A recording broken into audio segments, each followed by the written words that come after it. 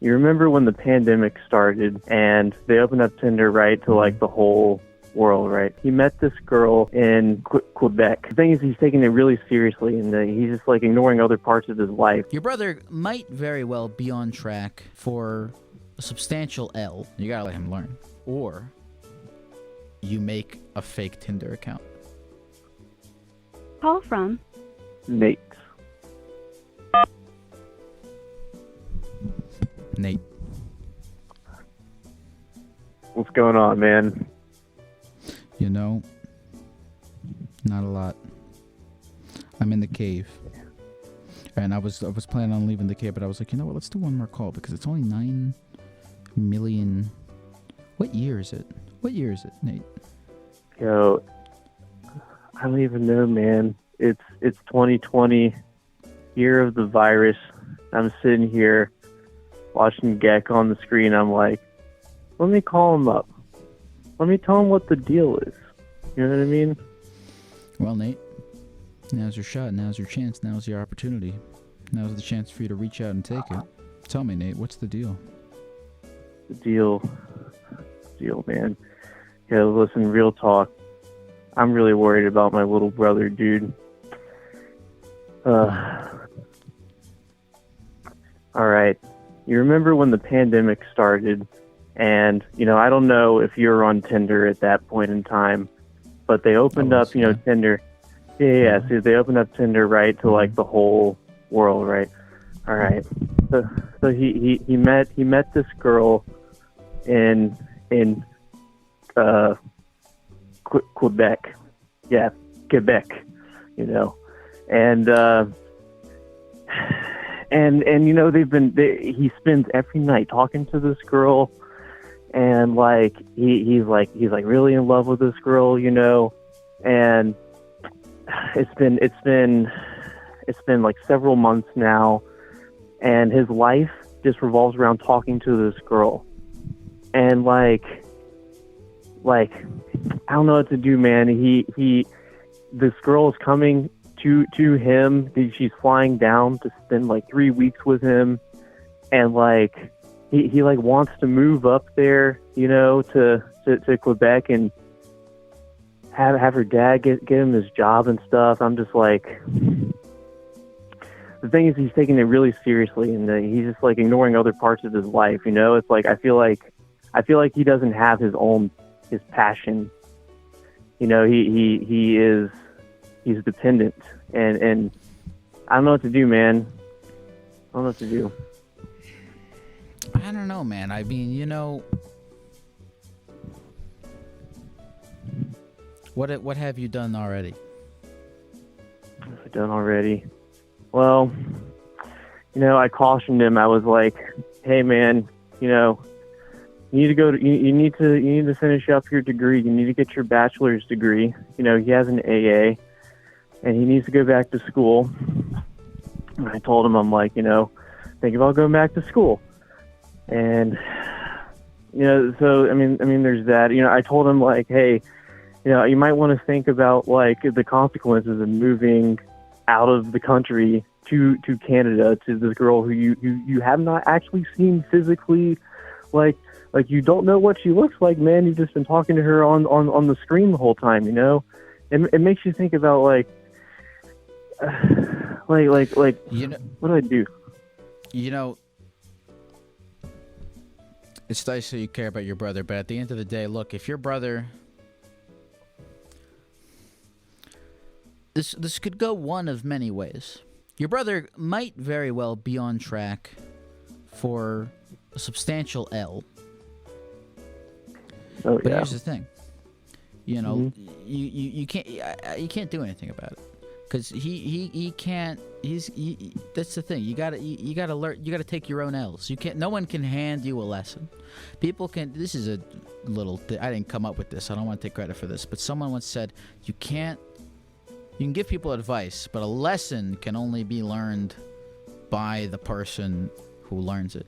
Your brother, if he takes an L on this, you know, that's his L to take.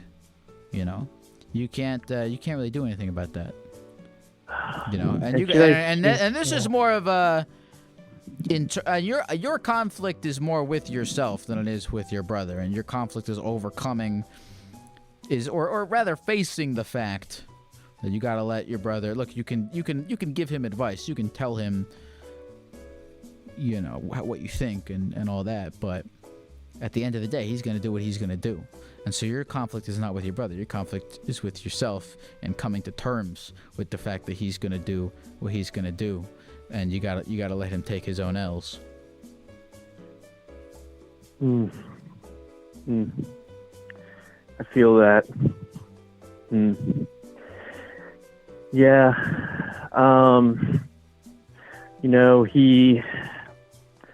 I feel like. I guess I have to let him take the L on this one. I mean, I don't know, man. I just don't want to watch him crash and burn. It could. What? It could work out, but regardless, it almost doesn't matter to me whether or not it works out or its potential of working out. How old are you? I'm 26, dude. How old is your brother? He is 20. 20? 20. Yep. Again, Yeah, I unfortunately, I feel like your conflict is with yourself in coming to terms with the fact that you can't influence him because he's a 20-year-old man. He's going to do whatever he's going to do. You can provide him counsel. You can provide him advice. You can be there for him, be his friend, but he's gonna do what he's gonna do. And you gotta let him learn. Or